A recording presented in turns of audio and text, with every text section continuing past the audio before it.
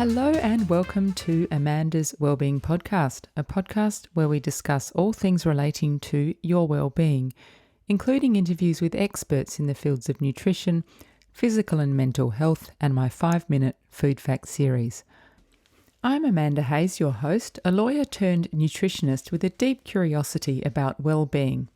I'm learning as much as I can about living a healthy, active and fulfilling life and sharing what I learn with you on this podcast. Before I introduce today's guest, I will mention that, although I will often be speaking with experts, any information or advice provided in Amanda's Wellbeing Podcast is not intended to be used to treat, cure or prevent injuries or medical conditions, and is not a substitute for advice from your own health professionals. Today I am here with Dr Zali Yager, Associate Professor in Health and Physical Education at Victoria University in Melbourne. She's also an educator and researcher. Zali is passionate about improving health and well-being for people of all ages, particularly in the area of body image, mental health and well-being. Zali has experience in intervention and evaluation research with children, adolescents and adults. And today we are going to talk about body image, particularly in relation to adolescence. Hi Zali, and welcome to Amanda's Wellbeing Podcast. Thank you so much for having me. It's a pleasure. So Zali, your bachelor's degree was in education, in health and physical education, and then you went on to do a PhD in health education. So what was it that sparked your interest in health and physical education? Well, as a teenager, as a female adolescent, experienced what many people experience, which is a whole lot of pressure to change the bodies that we have. Some of my first memories of my body were that it was too large and that it was bigger than other people's.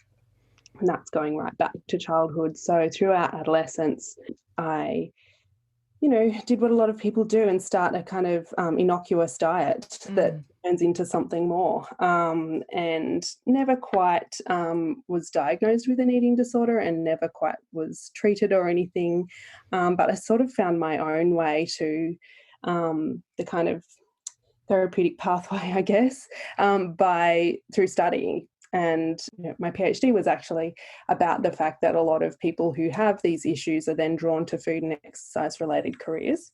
So that's what really drew me to health and PE. But also the kind of other factor there was that I was a really uncoordinated child, and I got to high school managing to learn really, not how to throw a catch very well.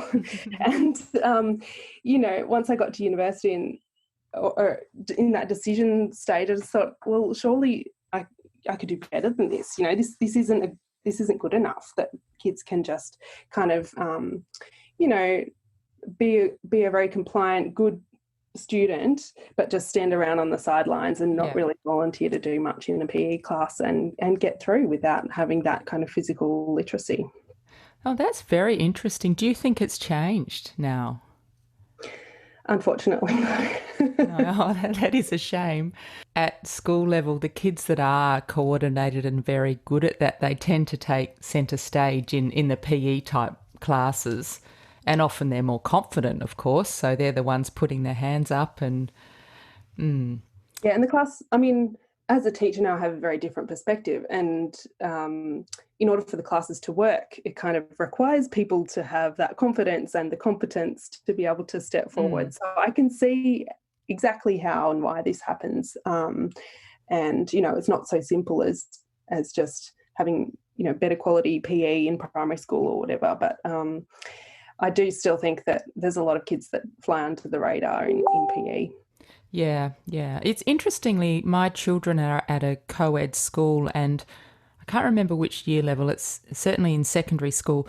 They can elect whether they do their PE classes in a co-ed group or, for the girls at least, in an all-girls group. And I think that might take away some of the pressure.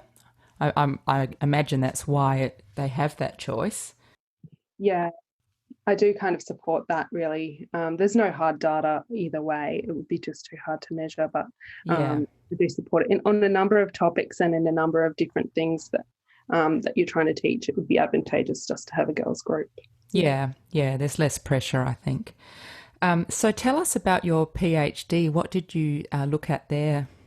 Yeah, so I was looking at whether university students in health and food and exercise related kind of degrees had more of a vulnerability towards body image and eating and exercise issues, and found that they did. And in particular, one of the interesting things was that the male people in food and exercise related degrees were really doing a lot of physical activity, to the point where it could be sort of considered an exercise disorder.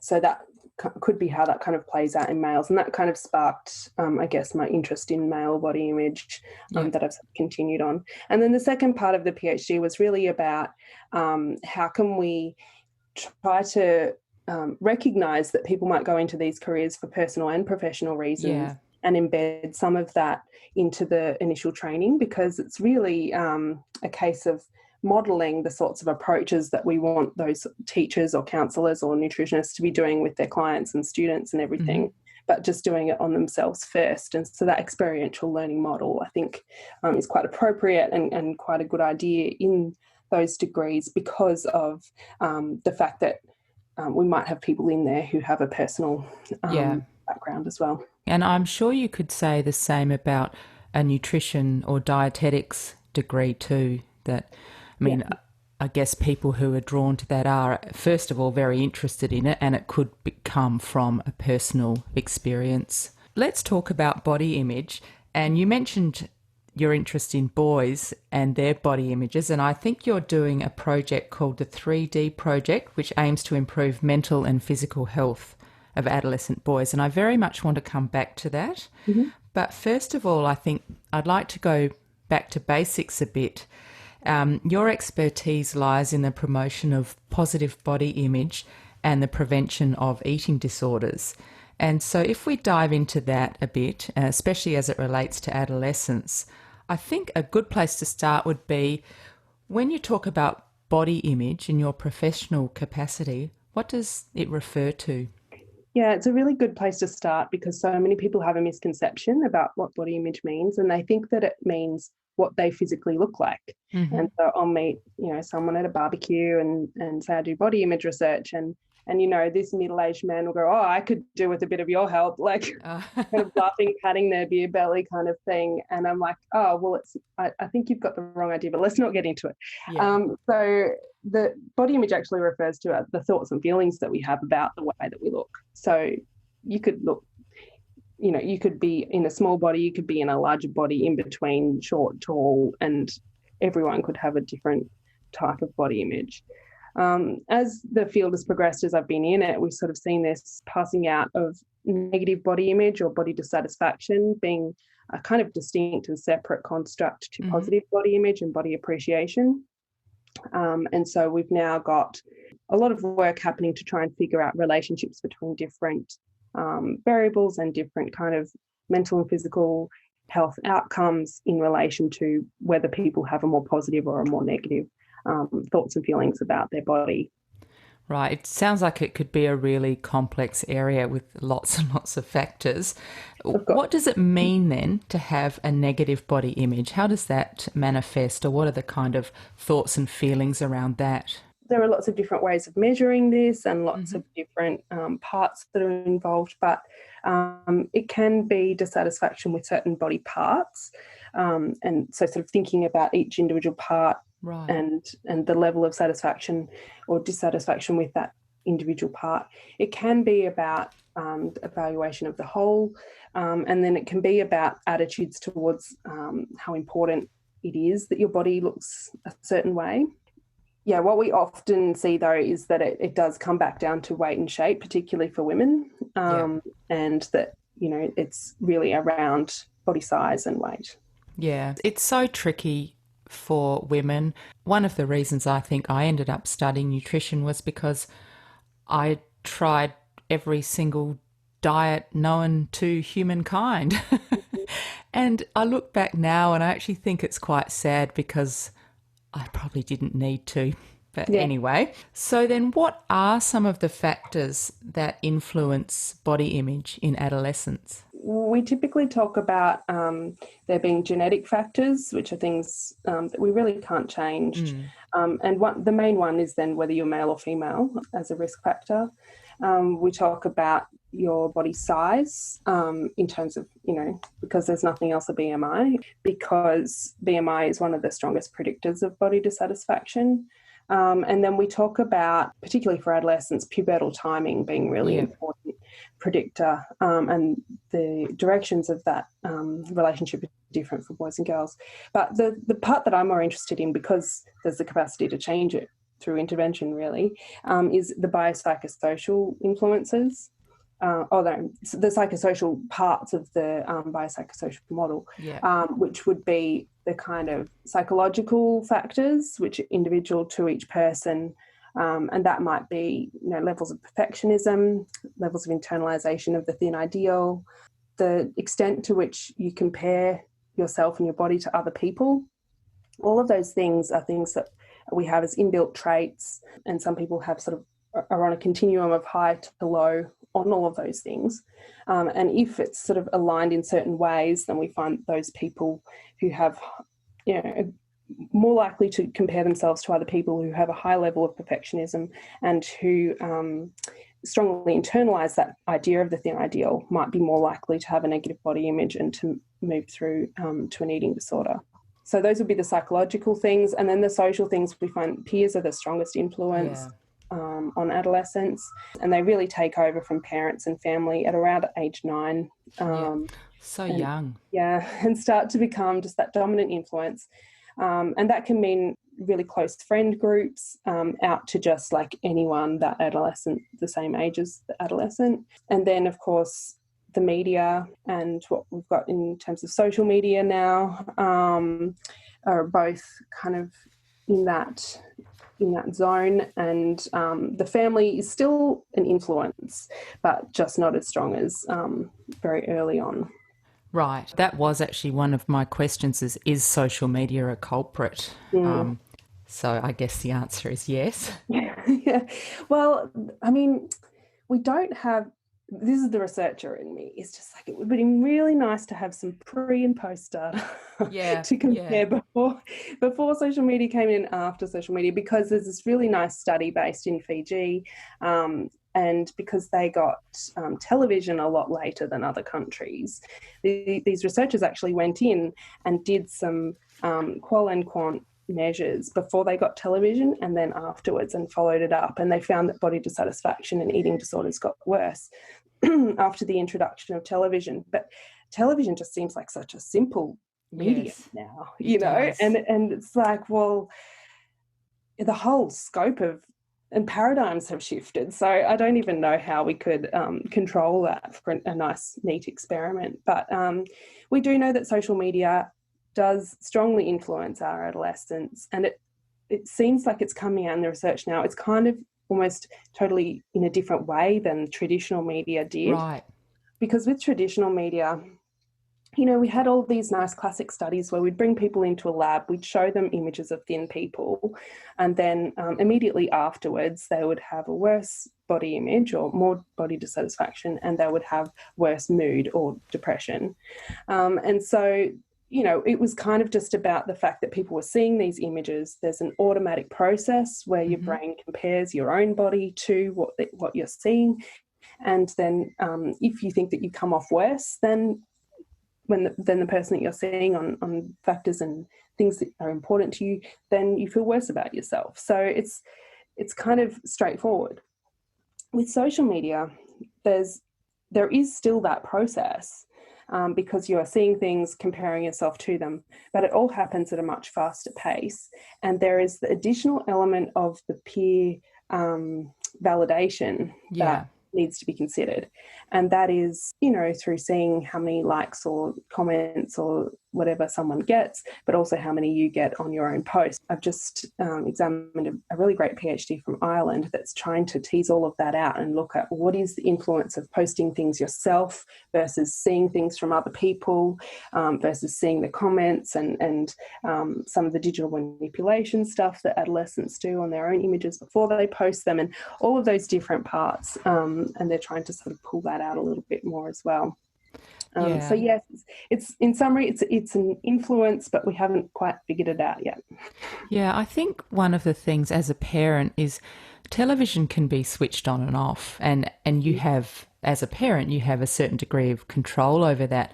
Social media, it's constant, and everyone's walking around with a camera stroke computer in their pocket these days. I think it's very tricky, and I do want to talk about that a little bit more, but I thought it might be interesting to ask you, we're talking about body image issues and problems. Do you know of any data in Australia of the percentage, for example, of teenagers that suffer from body image issues? Yeah, so again, we don't have great data on this. Other countries put more funding into sort of longitudinal tracking of these sorts of things. And even as researchers, when we ask these questions, we're not generally doing it in a way that puts together a nice, neat proportion of people who might be affected. Right. But the closest that we can come is saying that, it's really around 70 to 80% of girls. That's and maybe huge. 60 to 70% of boys would have some level of wanting to change their appearance. Right. And that's kind of the closest estimate that we have.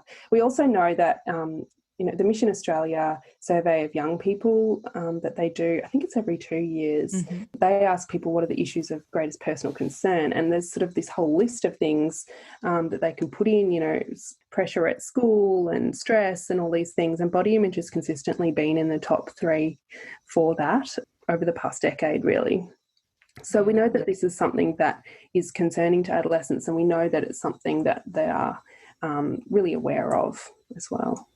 And do you think that boys and girls are impacted differently or subject to different pressures? Yeah, and that's why it's really tricky with boys because, out of that 60% of boys, 30% will want to make their body bigger and 30% will want to make their body smaller. And so all of the traditional measures that we have were about wanting to make your body smaller because they're all developed for women. And now we're in a process of kind of trying to come up with these, with the ability to even measure what the complexity of that relationship looks like for boys and men. And I wouldn't say that we're there yet either, but we're getting a closer picture. Has that got anything to do with the 3D project I mentioned earlier? Yeah, so 3D Project is the sort of global name for that project. And what we've done is develop the Good Form program. And this is the first body image program for boys that looks at trying to improve body image, but also reduce muscle building supplement use. Because that's one of the main behaviours that boys will turn to quite early on in their dissatisfaction. And they come with a sort of whole range of other short and medium and long-term effects. And they're just not well critiqued, I guess, in education or in society. And so we've put together this program in the hope that by talking about the fact that you don't need to use muscle building supplements, we're also then saying, well, you don't need to look hugely muscular in order to be happy and successful and a good man and all of that sort of thing. So with this program, where is it going to be delivered or rolled out? Yeah, so we're mid-RCT. We got a bit interrupted by COVID. And so this is a school-based program. Right, and fantastic. School's shut down, so we're sort of halfway through. But the idea is that it's a school-based program that teachers can implement themselves.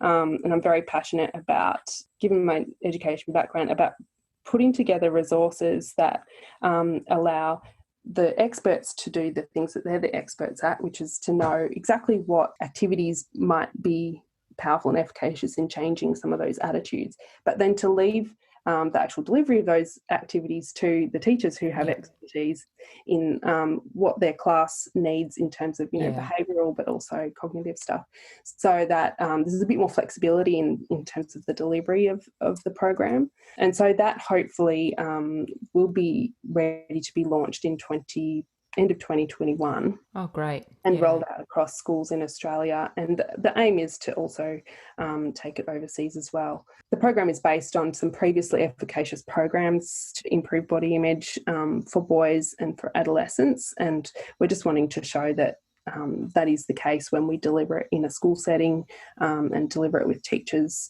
as the provider. Yeah, well, that's fascinating, I think, on two levels. One is that boys' bodies change quite dramatically, but at such different times. So I remember watching my son in about 9 or 10, I can't remember, playing football.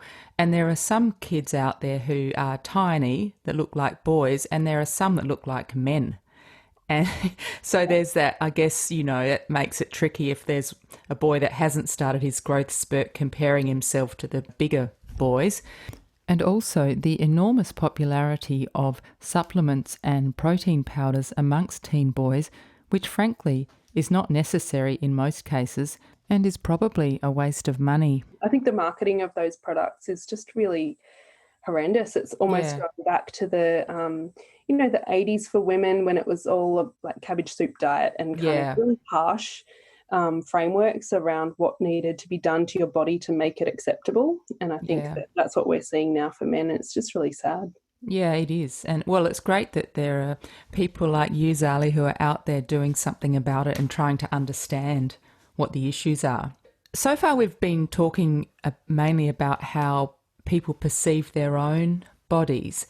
But I just wanted to touch briefly on you're interested in the psychosocial, so I guess more on the social side. So apart from how one perceives their own body, I do believe, sadly, that kids are still very critical of each other's bodies. So it's more than just accepting yourself. It's understanding, I think, in the broad sense that everyone comes in different shapes and sizes. And the reason I'm saying this is because one of my teenage daughters said to me on the weekend that she's not looking forward to being on the beach with the boys in the summer because they're so rude about girls' bodies, and which I thought was really sad. I thought, is it still like that? Yeah. What can we do? Are they being critical online or are they being critical in person? I think what they're doing is gossiping behind people's backs, saying, such and such a girl is fat when clearly she's not, which I found really upsetting, to be honest, to hear that. Yeah, and that is something that we know does start to influence the way people have their own critical self-talk, is by watching how people judge others and thinking, well, that must be how I'm being judged. And that's something that adolescents actually speak a lot about, and the qualitative research really does bring that out. I'm not sure that there's much of a solution among teenagers who are already there, but I do think that that's something, and we have a Body Confident Mums research program, and that's something that we're trying to bring in right back to, 3 to 5 year olds, is starting to really celebrate the diversity of bodies and have parents really actively doing that for the first 10 years of kids' lives, so that they start to really get that message of, it's great that there's lots of different people of all different shapes and sizes and all of this stuff. But when you think about the adolescents now, they've really grown up through the hardcore days of, in inverted commas, the obesity epidemic being the biggest, war that we had to fight. And now COVID's come along and finally trumped it. But, they've, everything that they've experienced has been about, well, you better not get this thing called, and I don't even like using the word, so I use the O word instead. But, when you think about a lot of the public messaging, that's where it's been at. And being fat has been pitched as being the worst thing possible. And it's not. Everyone has different amounts of fat. And it shouldn't be a reflection of who you are as a person. But that's how it's been really put together. A combination of media and sort of the public messaging and public health stuff that's come out has really done that to us over the past 10, 15 years. And we're hoping to push for changing that and to use just a more holistic model, because we now have great data that shows that making people feel bad about themselves does not motivate them to improve their health behaviour. And that's something, I mean, you could talk about that for hours. Yeah. I mean, that's a huge issue, isn't it? How can a negative body image impact mental health? I know it's an enormous issue, so maybe just give us a few pointers on what you think about that. All that we have from the research is the knowledge that when we do cross-sectional stuff, so we do a survey with a whole bunch of young people, we'll find that people who have body dissatisfaction are more likely to also have depression and anxiety. So we know that they coexist and that they are often found together. We don't really know which one predicts the other. It's a little bit hard to pull that out. Because the feelings about the body are so linked to the feelings about the self, we do tend to find that one ends up impacting the other, and we tend to find depression and anxiety. And, that in society is considered like a serious mental health problem. It's considered really, like when we say mental health, that's kind of all that they're referring to. But body image is very much in there. And it's something that we want to start bringing into some of those mental health supports as well. Right. Oh, that's really interesting. In my previous podcast episode with molecular nutritionist Dr. Emma Beckett, I flagged some changes that I'll be launching in 2021. My podcast will be invigorated with a new name, Vibrant Lives Podcast, and also a fresh new logo. I'm very excited about these changes and do hope that you will like the new look, which I think is more reflective of the content that I'm producing. And now back to my discussion with body image expert Dr. Zali Yager. So we've been talking, I guess, about some of the problems. I'd like to flip over a bit and look at what we actually can do. What are some positive things that we can do? So for parents, for example, what are some tips you can give us, on how to create a positive body image in our teenagers? So caveat, full disclosure, my kids are not there yet, and I was a great parent before I became a parent, and I'm sure that I'm possibly I'm a better parent of teenagers before mine hit that stage.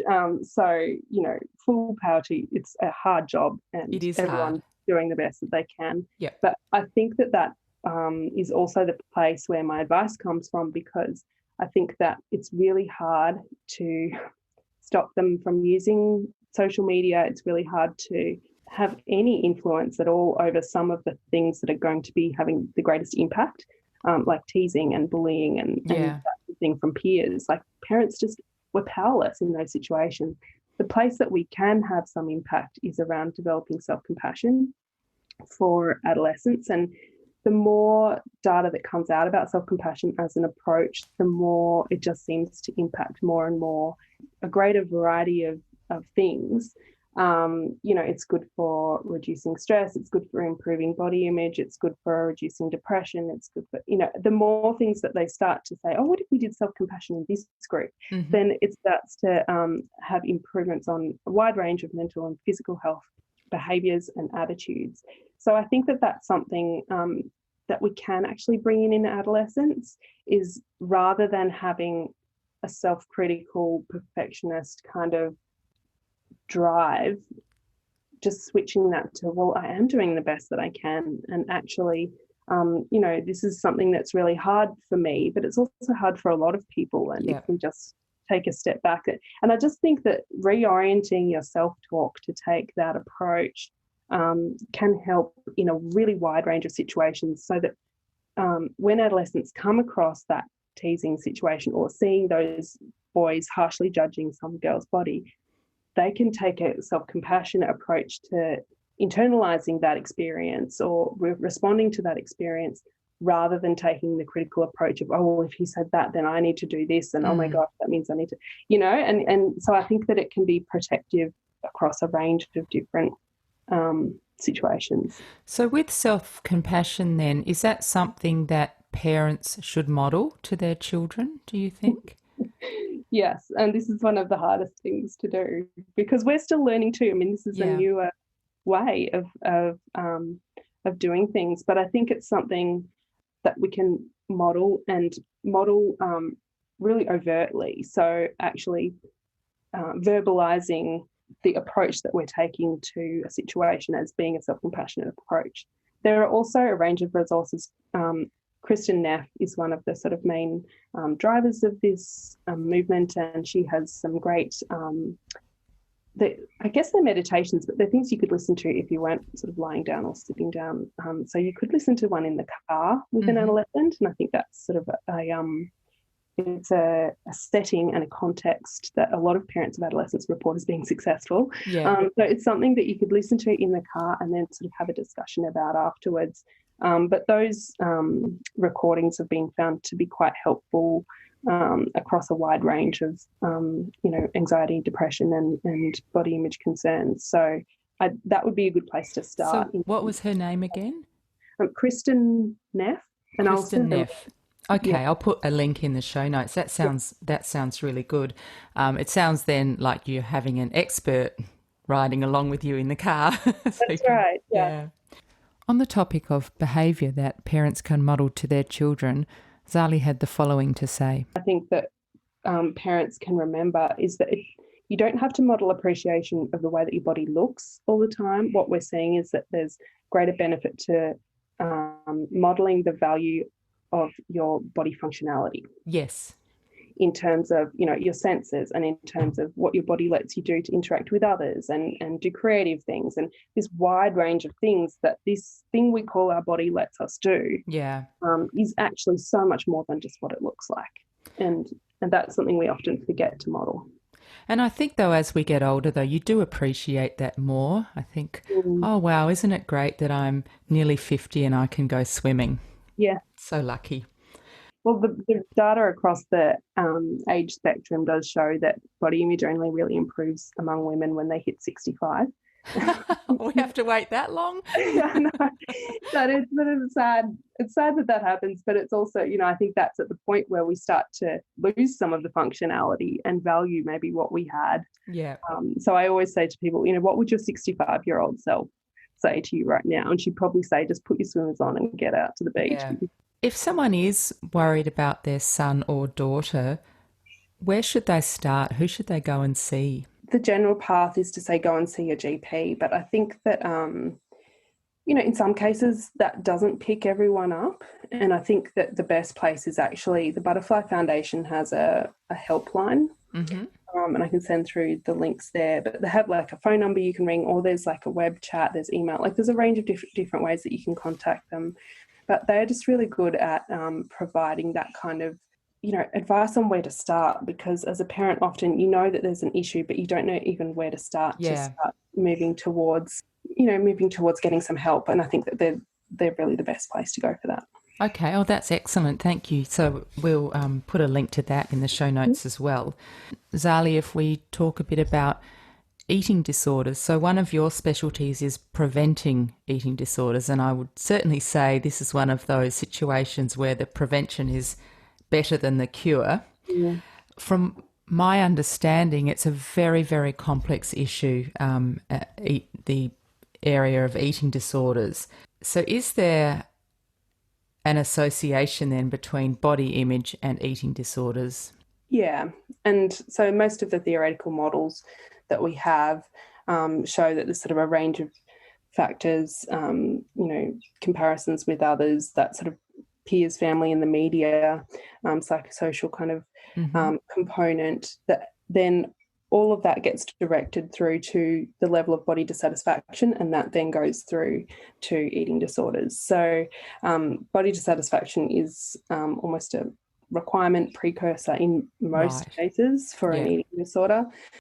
I think prevention is really important, because even though they only affect a small proportion and a small number of people in their extreme clinical kind of case, they actually have the highest level of mortality of any mental health condition. And so, they can be really hard to come back from. Yes. But also, like, they only affect, only a very small number of people are diagnosed. But then there's all of the people, and I like to talk about like an iceberg kind of situation. Right. There's the small number of people who get diagnosed, and they would be, on the bit of ice above the water. But then there's a whole range of people that have subclinical disordered behaviours and attitudes that never get picked up and never get treated, and they can go on then throughout their life and that can be, have long-term implications as well. Yeah, I mean, it certainly can. I know for women, probably the ones more at the tip of the iceberg, it can impact your fertility later on in life, and the impacts can be really profound. Zali, what are some of the factors or interventions that we know about that can help prevent eating disorders from occurring? Oh, this is a real challenge because more so now in the research space in particular, there are people saying, like, can we really prevent it given the huge biological influence and given the fact that, a lot of those psychological, levels of perfectionism and things are really hard to shift. Sure. So, it's not, when we talk about prevention, it's not saying that, each case or each person that has an eating disorder could have been prevented if something had have been done differently. What we're trying to talk about is just reducing the risk across the board, and kind of trying to create social and physical environments where they might be less likely to occur. So it's not kind of prevention in terms of like preventing smoking or something a little bit more straightforward.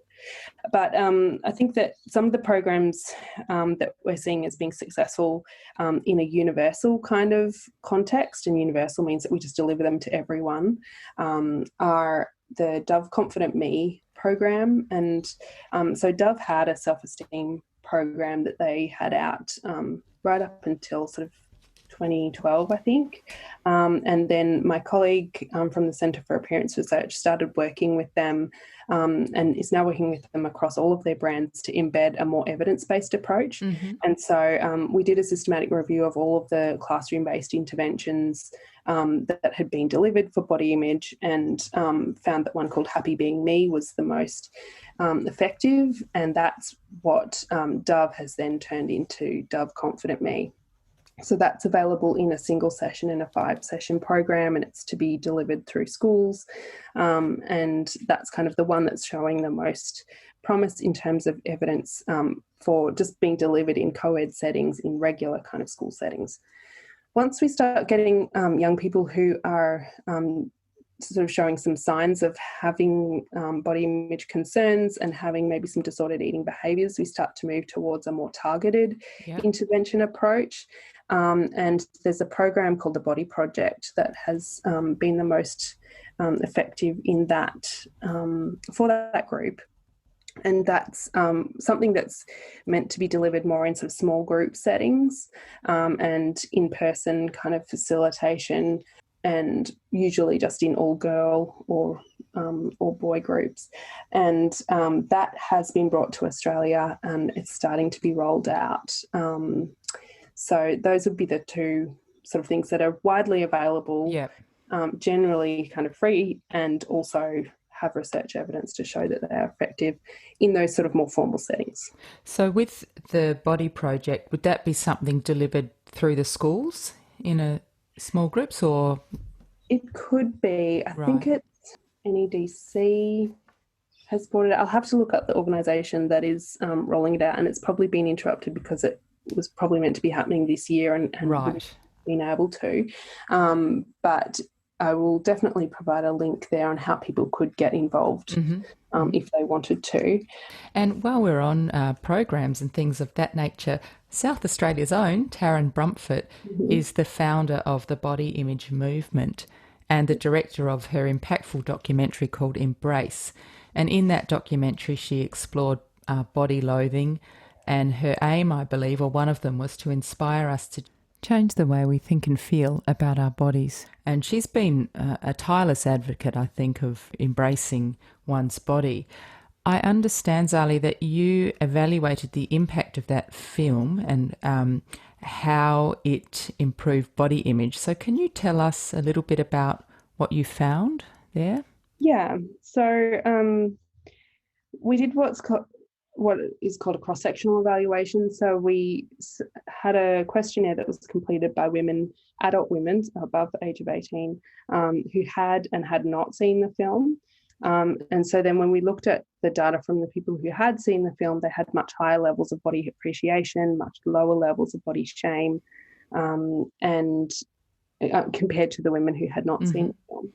And then we asked them qualitatively to just describe some of the differences that seeing the film had made in their life. And people were able to describe a wide range of things, from, personal changes that it had had for them, that it had improved this or stopped them from thinking that or doing that, to really wide-reaching things like then they were starting to be a mentor for others and all of that sort of thing. So I really think that it did have impact. And I wanted to do that study because I went to the film, saw the film, laughed, cried, all of the rest with everyone else in the theatre.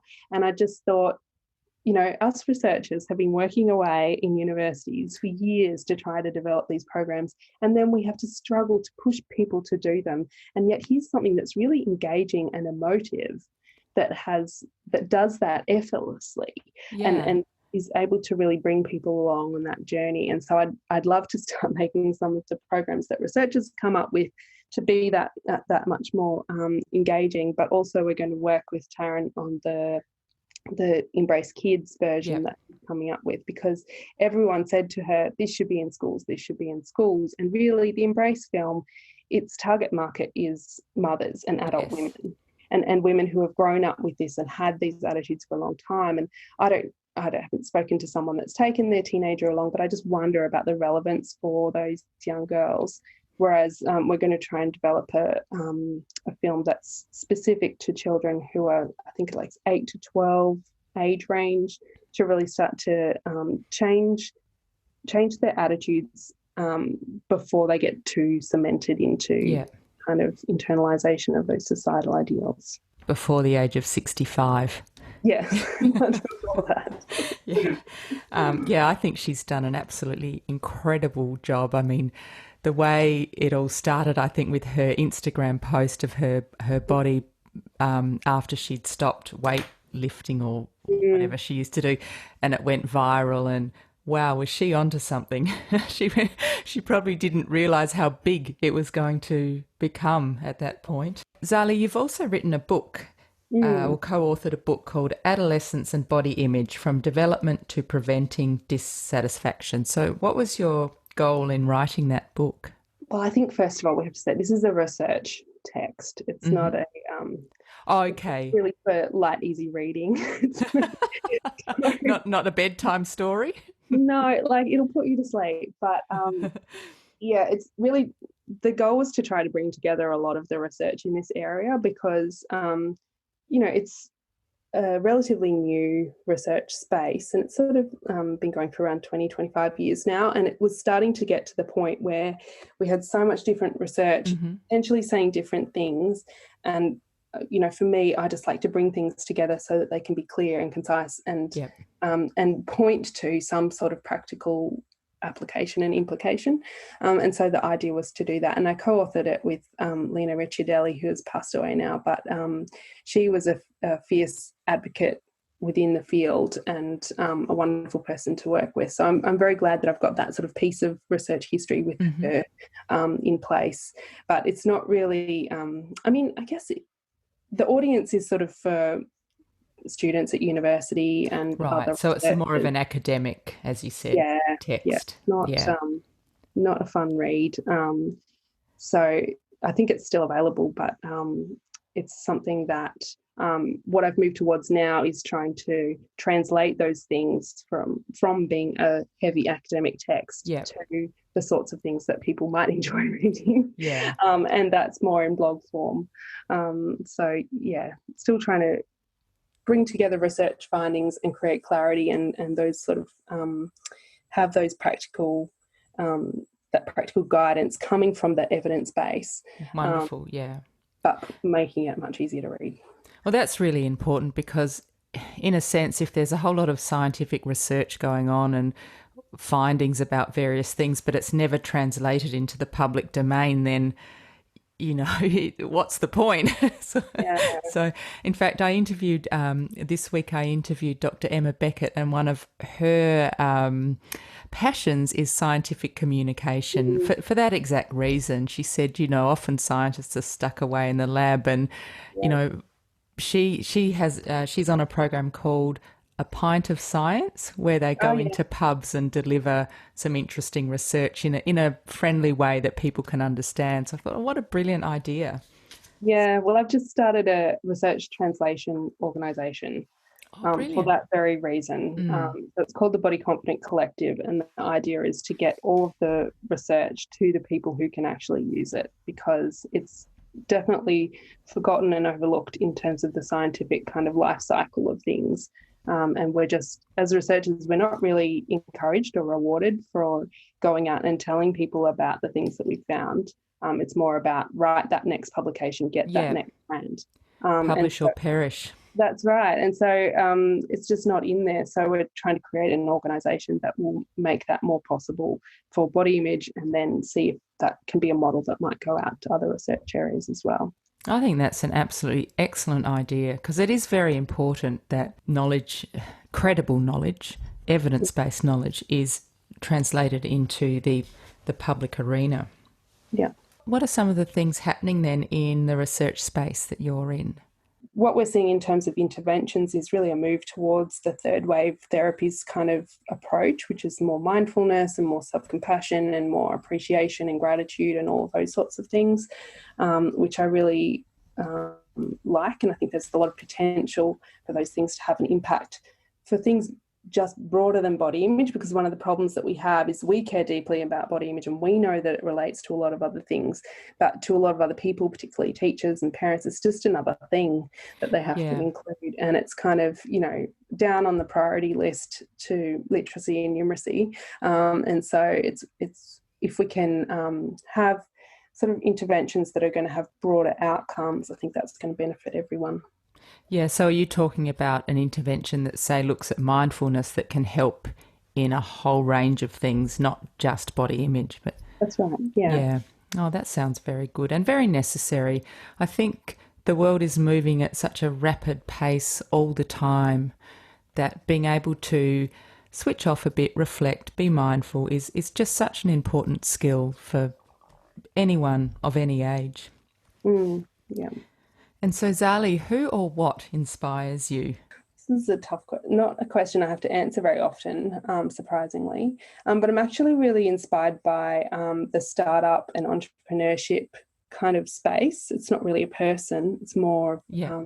a group of people, and I just love being around people who are in that area with their energy, and particularly some of the stuff that's happening in the femtech kind of world, where you know, they've sort of finally realised that women are like 50% or more of consumers, and that we'd like technology to track the things that we want to track as well. I really find that exciting. Oh, that sounds very interesting and a space to watch. So, Zali, the final question that I like to ask all of my guests, if you could recommend 2 things that people could do to improve their well-being, what would they be? So I know that be kind to yourself and take the self-compassionate approach would be the first one, mostly because we know that that has really great outcomes. And I guess, am I allowed to plug my own area? The Of second would be course. to improve your body image. Absolutely. um, because we know that people who feel better about their bodies are more likely to engage in physical activity and to eat fruits and vegetables, and even to do cancer screening and put sun cream on and all of that sort of thing, because we love and want to protect our bodies and look after them. And so I think that even though there's not a whole lot of programs out there for adults, and this is something that we're trying to rectify, but improving your body image really can help you in those other areas. If you're trying to make changes for your health or mental health or physical health and they're not sticking, part of the reason might be that you don't appreciate and love your body. And so making that kind of change first can then be a real lever to making and obtaining some of those other outcomes. How do we do that? How do we start to love our bodies? We watch Embrace if we're a woman. Well, I do often recommend that, because I think it is a really great starting point and a good mindset shifter, and great at giving a little bit of perspective. And then there's another program that we're trying to get out for, particularly for women, called Expand Your Horizons, which really asks you to, it's like a journaling task where you're forced to write for a longer period of time about your appreciation for your body, and that can start to create some change. The Selfcompassion program is known to have positive impact, and then we're also doing things with the Body Project for adult women, because often adolescents get all of the interventions. Yeah. There's nothing left for the women. So those are some of the programs that we know are effective, and it's the sort of thing that also more so for adults, if you just start to change the sort of social media that you're exposing yourself to, that can have a big impact, because we know that there is a lot of body positive content now, and just being exposed to and looking at a greater diversity of sizes of bodies in your feed can be really helpful for your own body image. There's no need to make yourself see thin and young models in order to try and motivate yourself. We've proven now that doesn't work. So the best kind of approach is to like and follow all the body positive content, and that then can have a nice impact just throughout your daily life without having to take too much effort to do it. Yeah, well, that's great. I really like that advice, because as you say, it's not too difficult to do. And the thought of journaling about, appreciating your body, the thing that springs to mind for me there is that's a really lovely thing to do, because we don't often take time to actually think much about wonderful things that our body lets us do, whether it's gardening or going for a walk with the dog, or, it's nice to stop and think, well, thank you, body, for allowing me to have those experiences. Yeah. So, Zali, if someone wants to follow you and what you're doing in your blog, what's the best place for them to do that? I have a lot of different places. You can sign up on my own website, which is ZaliYager.com. You can follow us on Body Confident Collective. We have mostly Instagram content, and Body Confident Mums is the place on Instagram where we put out the most frequent content, I guess. And I'm on Twitter and LinkedIn as well for more sort of professional content. Okay, great. Well, I'll put links to all of that in the show notes. So thank you so much for coming on my podcast today. It's been a real pleasure to chat with you. No, thank you. It's been actually interesting to go back through all of this work and all of this research. So thank you. And that was Dr. Zali Yager sharing her considerable knowledge about body image. I really hope you found something useful in that discussion with Zali today. If you did, please share the podcast and tell your friends about it. And if you could take a minute to leave a rating on Apple Podcasts, it will help people find my podcast. So thank you. If you would like to subscribe to my podcast, Amanda's Wellbeing Podcast, soon to be Vibrant Lives Podcast, you can subscribe on all good podcast providers like Apple Podcasts, Spotify, Stitcher, Overcast, iHeartRadio and Google Podcasts. You can also subscribe on YouTube. Please follow me on Instagram and Facebook, and check out my website at www.amandaswellbeingpodcast.com. You can contact me via my website on the contacts page, and please do suggest topics you'd like to learn more about and people you'd like to hear interviewed, and I will do my best to deliver that to you. Producing the podcast is a labour of love. It has become my full-time job, and I dedicate a lot of time, money and effort towards it. If you enjoy my podcast and would like to support it, I would be so grateful. You can make contributions via my Patreon page or via PayPal, which you will find links to on the donate page on my website. So please check it out. Another way you can support my podcast is by purchasing a book from the book reviews page on my website. If you click on the Amazon link there, at no extra cost to you, I will receive a small commission when you buy a book because I'm an Amazon affiliate. Thank you very much for tuning in. Eat well, move well, think well.